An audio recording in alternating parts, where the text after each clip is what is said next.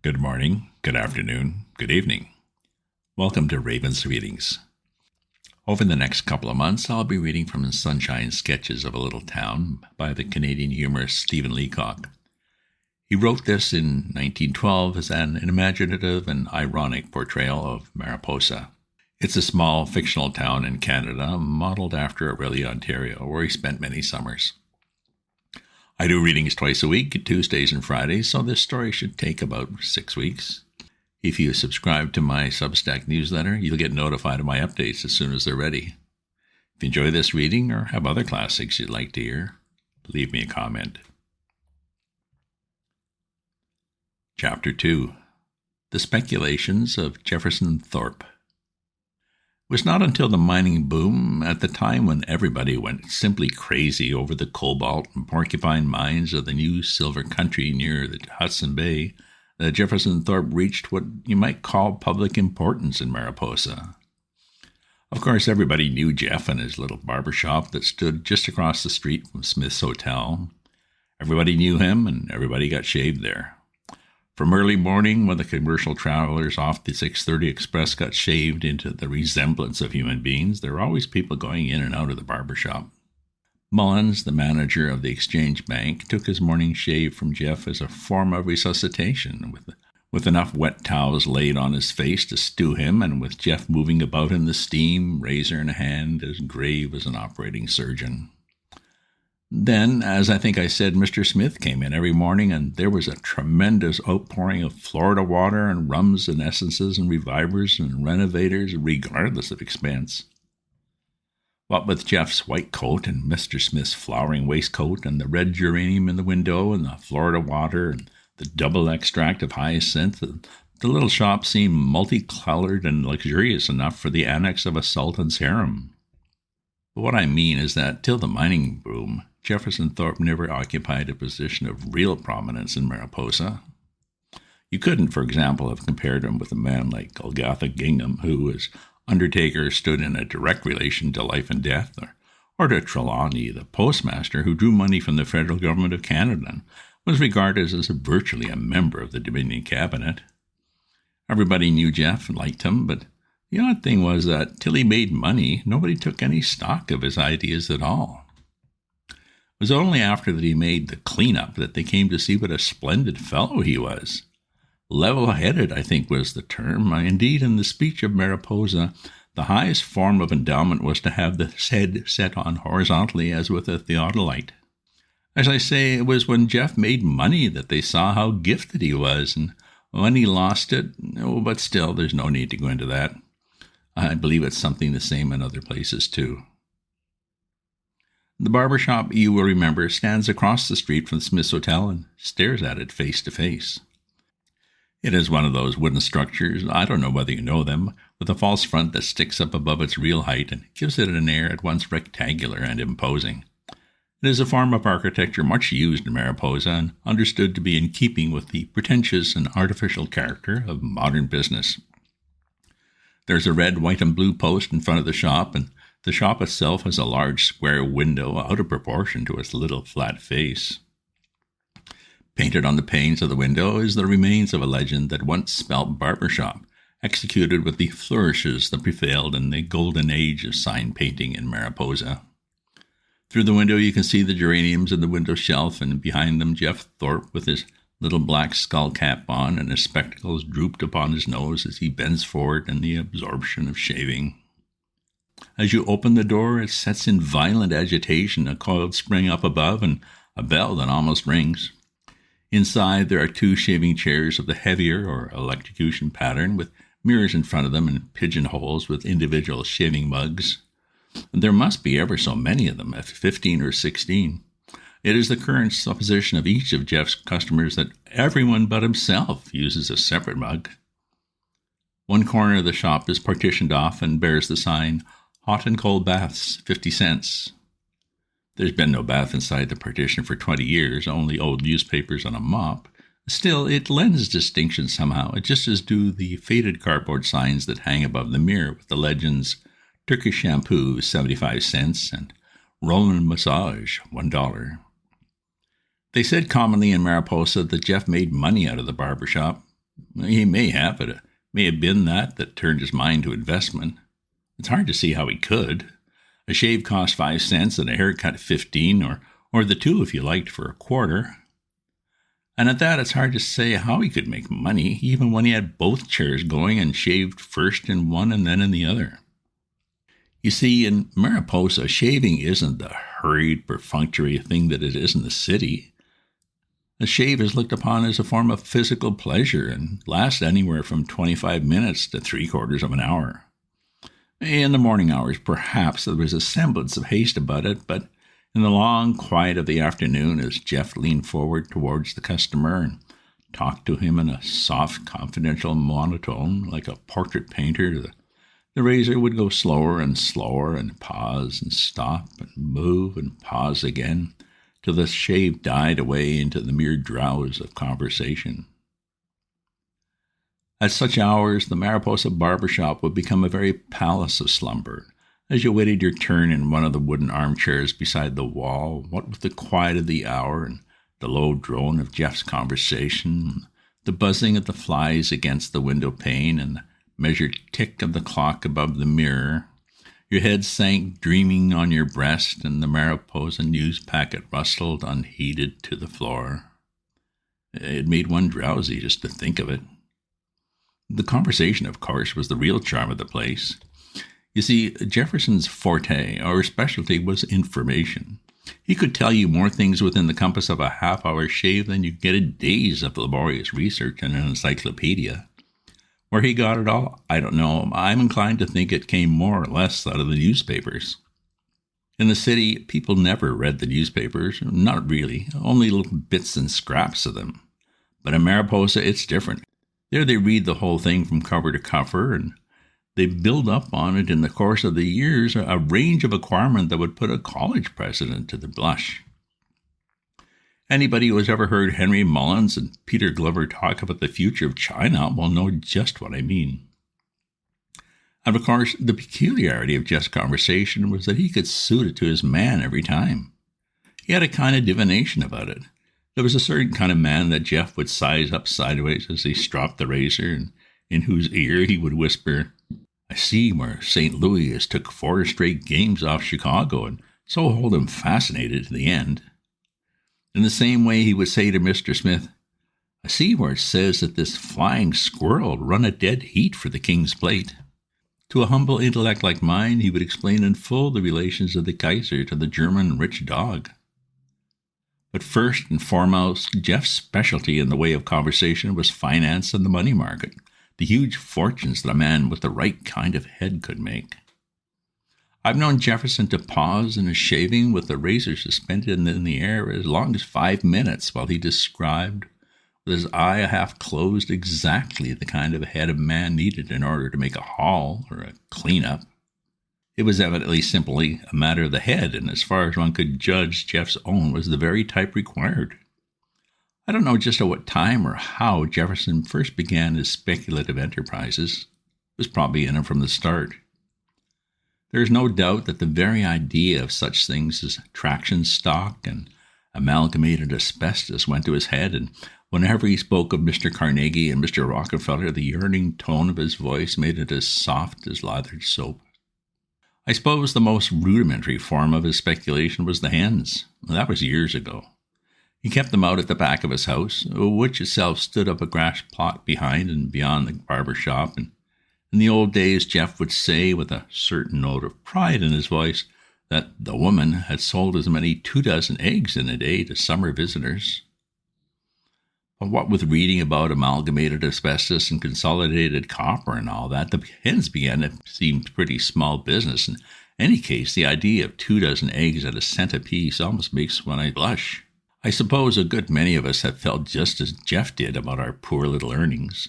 Anyway, I remember Jeff telling me one day that he could take the whole lot of the hens and sell them off and crack the money into Chicago wheat at margin and turn it over in 24 hours. He did it too. Only somehow when it was turned over, it came upside down on top of the hens. After that, the hen house stood empty, and the woman had to throw away chicken feed scraps every day at a dead loss of perhaps a shave and a half. But it made no difference to Jeff, for his mind had floated away already on the possibilities of what he called displacement mining on the Yukon. So you can understand that when the mining boom struck Mariposa, Jefferson Thorpe was in right from the very start. I no wonder, it seemed like the finger of Providence. Here was this great silver country spread out to north of us, and our people had thought there was only a wilderness, and right at our very doors. You could see, as I saw, the night express going north every evening. For all one knew, Rockefeller or Carnegie or anyone might be on it. Here was the wealth of Calcutta, as the Mariposa news packet put it, poured out at our very feet. So no wonder the town went wild. All day in the street you could hear men talking of veins and smelters and dips and deposits and faults. The town hummed with it like a geology class on an examination day. And there were men about the hotels with mining outfits and theodolites and dunnage bags, and at Smith's bar they would hand chunks of rock up and down, some of which would run as high as 10 drinks to the pound. The fever just caught the town and ran through it.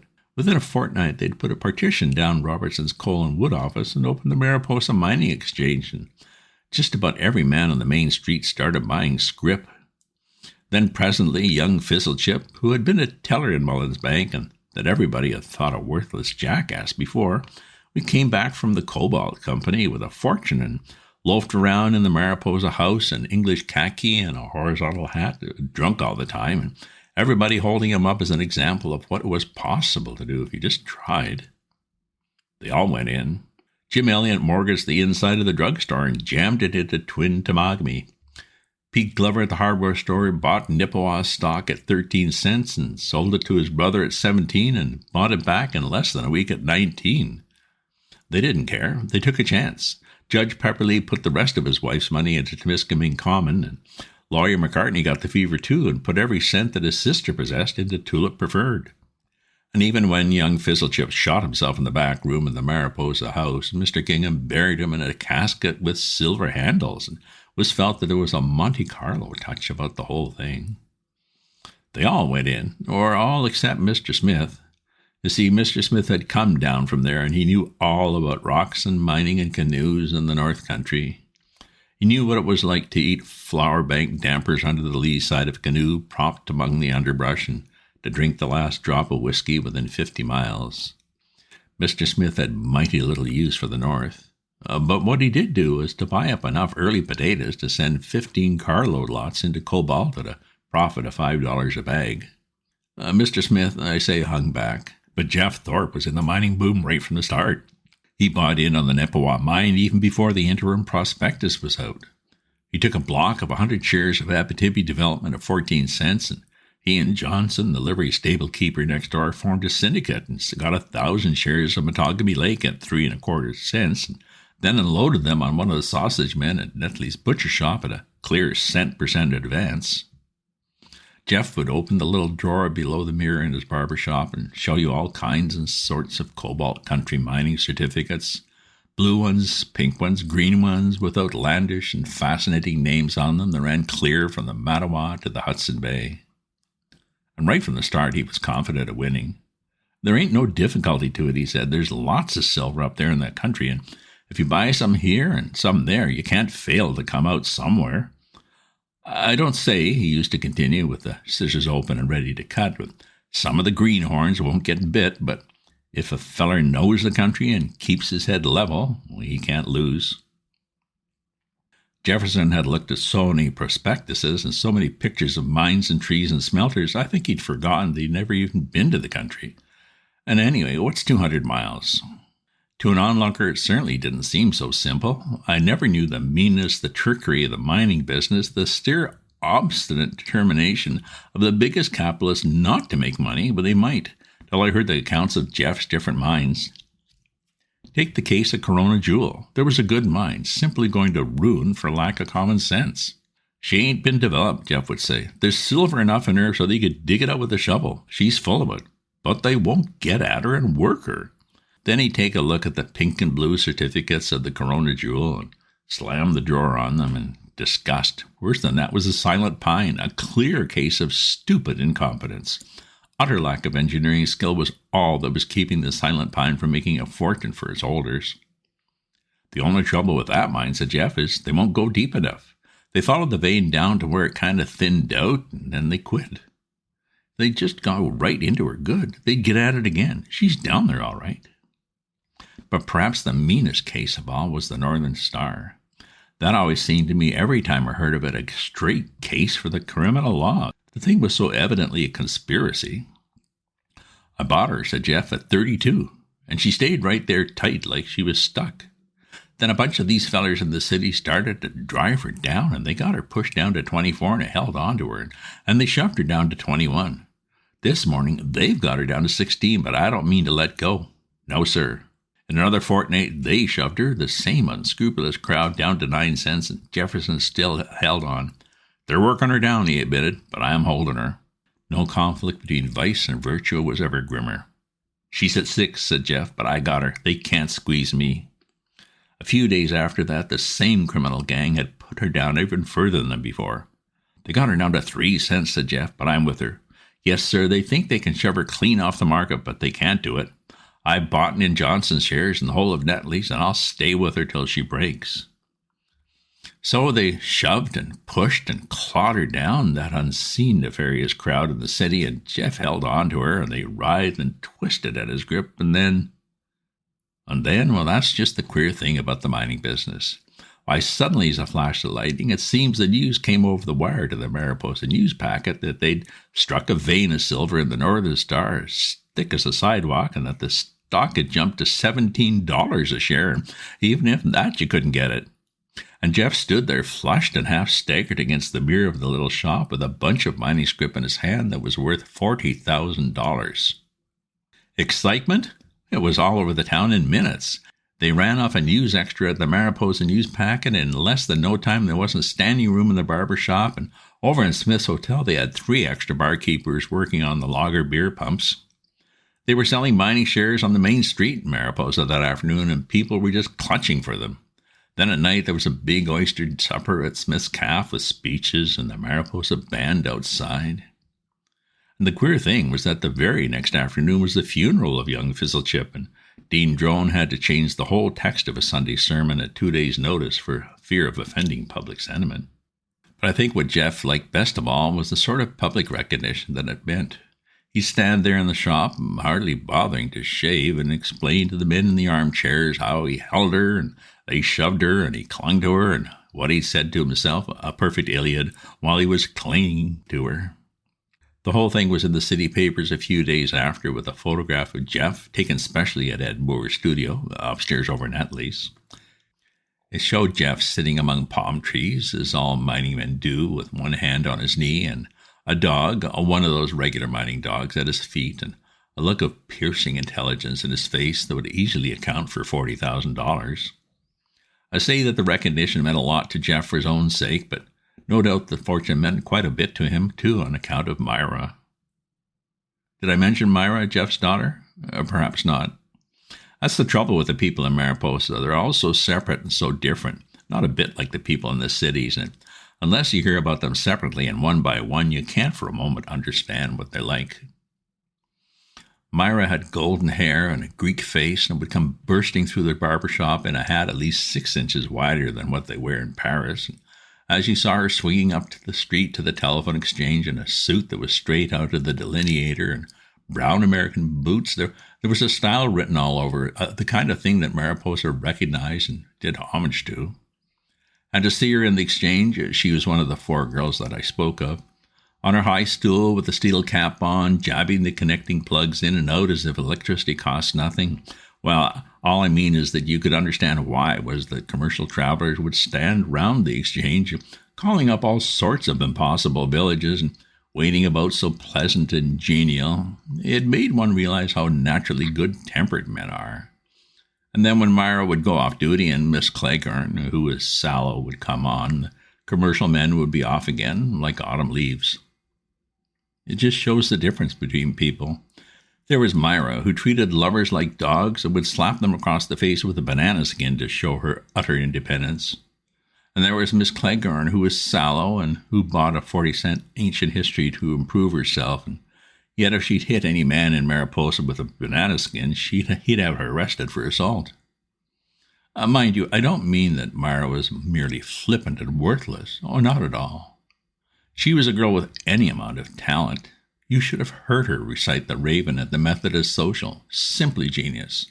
And when she acted Portia in the trial scene of The Merchant of Venice at the high school concert, everybody in Mariposa admitted you couldn't have told it from the original. So, of course, as soon as Jeff made the fortune, Myra had her resignation in next morning, and everybody knew that she was to go to dramatic school for 3 months in the fall and become a leading actress. But as I said, the public recognition counted a lot for Jeff. The moment you begin to get that sort of thing, it comes in quickly enough. Brains, are recognized right away. That was why, of course, within a week from this, Jeff received the first big packet of stuff from the Cuban Land Development Company, with colored pictures of Cuba and fields of bananas and haciendas and insurrectos with machetes and heaven knows what. They heard of him somehow. It wasn't for a modest man like Jefferson to say how. After all, the capitalists of the world are just one and the same crowd. If you're in it, you're in it, and that's all. Jeff realized why it is that, of course, men like Carnegie or Rockefeller or Morgan all know one another. They have to. For all I know, this Cuban stuff may have been sent from Morgan himself. Some of the people in Mariposa said yes, and others said no. There was no certainty. Anyway, they were fair and straight, this Cuban crowd that wrote to Jeff. They offered him to come right in and be one of themselves. If a man's got the brains, you might as well recognize it straight away. Just as well write him to be a director now as wait and hesitate till he forces his way into it. Anyhow, they didn't hesitate, these Cuban people that wrote to Jeff from Cuba or from a post office box in New York. It's all the same thing because Cuba being so near to New York, the mail is all distributed from there. I suppose in some financial circles, they might have been slower or wanted guarantees of some sort and so on, but these Cubans, they got a sort of Spanish warmth of heart that you don't see in businessmen in America, and it touches you. No, they ask no guarantee. Just send the money, whether by express order or by bank draft or check, and they left that entirely to oneself as a matter between Cuban gentlemen. And they were quite frank about their enterprise. Bananas and tobacco in the plantation district reclaimed from the insurrectos. You could see it all there in the pictures, tobacco plants and the insurrectos, everything. They made no rash promises, just admitted straight out that the enterprise might realize 400%, or might conceivably make less, that there was no hint of more. So within a month, everybody in Mariposa knew that Jeff Thorpe was in Cuban lands, would probably clean up 500,000 by New Year's. You couldn't fail to know it. All around the little shop there were pictures of banana groves and the harbor of Havana, and Cubans in white suits and scarlet sashes, smoking cigarettes in the sun, and too ignorant to know that you can make 400% by planting a banana tree. I liked it about Jeff that he didn't stop shaving. He went on just the same. Even when Johnson, the livery stable man, came in with $500 and asked him to see if the Cuban board of directors would let him put it in, Jeff laid it in the drawer and then shaved him for 5 cents in the same old way. Of course, he must have felt proud when a few days later he got a letter from the Cuban people from New York accepting the money straight off without a single question, without knowing anything more about Johnson except that he was a friend of Jeff's. They wrote most handsomely. Any friend of Jeff's or friends of Cuba, all money they might send would be treated just as Jeff's would be treated. One reason, perhaps, why Jeff didn't give up shaving was because it allowed him to talk about Cuba. You see, everybody knew in Mariposa that Jeff Thorpe had sold out of the cobalts and had gone into Cuban renovated lands, and that spread around him a kind of halo of wealth and mystery and outlandishness. Oh, something Spanish. Perhaps you felt it about people that you know. Anyway, they asked him about the climate and the yellow fever and what the Negroes are like and all that sort of thing. This Cuba, it appears is an island, Jeff would explain. Of course, everybody knows how easily islands lend themselves to making money, and for fruit, they say it comes up so fast you can't stop it. And then he would pass into details about the haciendas and the resurrectos and technical things like that, till it was thought a wonder how he could know it. Still, it was realized that a man with money has got to know these things. Look at Morgan and Rockefeller and all the men that make a pile. They know just as much as Jeff did about the countries where they make it. Stands to reason. Did I say that Jeff shaved in the same old way? Well, not quite. There was something even dreamier about it now, and a sort of new element in the way Jeff fell out of his monotone into lapses of thought that I, for one, misunderstood. I thought that perhaps getting so much money, well, you know, the way it acts on people in the larger cities, it seemed to spoil one's idea of Jeff, that copper and asbestos and banana land should form the goal of his thought when, if he knew it, the little shop in the sunlight of Mariposa was so much better. In fact, I had perhaps borne him a grudge for what seemed to me his perpetual interest in the great capitalists. He always had some item out of the paper about them. I see where this Carnegie has given $50,000 for one of them observations, he would say, and another day he would pause in the course of his shaving and almost whisper, "Did you ever see this Rockefeller?" It was only by a sort of accident that I came to know there was another side to Jefferson's speculation that no one in Mariposa ever knew or will ever know now. I knew it because I went in to see Jeff in his house one night. The house, I think I said it, stood out behind the barber shop. He went out the back door of the shop and through a grass plot with petunias beside it, and the house stood at the end. You could see the light of the lamp behind the blind and through the screen door as you came along. And it was here that Jefferson used to sit in the evenings when the shop got empty. There was a round table that the woman used to lay for supper, and after supper there used to be a checkered cloth on it, a lamp with a shade. And beside it Jeff would sit with his spectacles on and the paper spread out, reading about Carnegie and Rockefeller. Near him, but away from the table, was the woman doing needlework, and Myra, when she wasn't working in the telephone exchange, was there too, with her elbows on the table, reading Marie Corelli. Only now, of course, after this fortune, she was reading the prospectuses of dramatic schools. So this night, I don't know just what it was in the paper that caused it, Jeff laid down what he was reading and started to take about Carnegie. "This Carnegie, I bet you, would be worth," said Jeff, closing up his eyes in calculation, "as much as perhaps $2 million if he was to sell him up. And this Rockefeller and this Morgan, either of them, to sell them up clean would be worth another couple of million." I may say in parentheses that if this was a favorite method in Mariposa, if you wanted to get a real worth of a man, to imagine him clean sold up, put up for auction as it were, it was the only way to test him. "And now look at them," Jeff went on. "They make their money, and what do they do with it? They give it away. And who do they give it to? Why, to those that don't want it, every time. They give it to these professors and to this research and that, and do the poor get any of it? Not a cent, never will. I tell you, boys," continued Jeff, there were no boys present, but in Mariposa all really important speeches are addressed to an imaginary audience of boys. "I tell you, if I was to make $1 million out of this QB, I'd give it straight to the poor. Yes, sir. Divide it up into 100 lots of $1,000 each and give it to the people that hadn't nothing." So always after that I knew just what those bananas were being grown for. Indeed, after that, though Jefferson never spoke of his intentions directly, he said a number of things that seemed to bear on them. He asked me, for instance, one day, how many blind people it would take to fill one of those blind homes, and how a feller could get a hold of them. Another time he asked whether if a feller advertised for some of these incurables, a feller could get enough of them to make a showing. I know for a fact that he got Nivens, the lawyer, to draw up a document that was to give an acre of banana land in Cuba to every idiot in Missinaba County.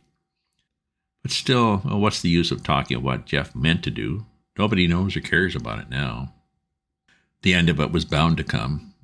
Even in Mariposa, some of the people must have thought so. Else how was it that the banker Henry Mullins made such a fuss about selling a draft for $40,000 on New York? And why was it that Mr. Smith wouldn't pay Billy, the desk clerk, his back wages when he wanted to put it into Cuba? Oh yes, some of them must have seen it. And yet when it came, it seemed so quiet, ever so quiet. Not a bit like the Northern Star Mine and the Oyster Supper and the Mariposa Band. It is strange how quiet these things look the other way around. You remember the Cuban land frauds in New York and Porfirio Gomez shooting the detective and him and Maximo Morez getting clear away with $200,000? Oh, no, of course you don't. Why, even in the city papers, it only filled an inch or two of type, and anyway, the names were hard to remember. That was Jeff's money, part of it.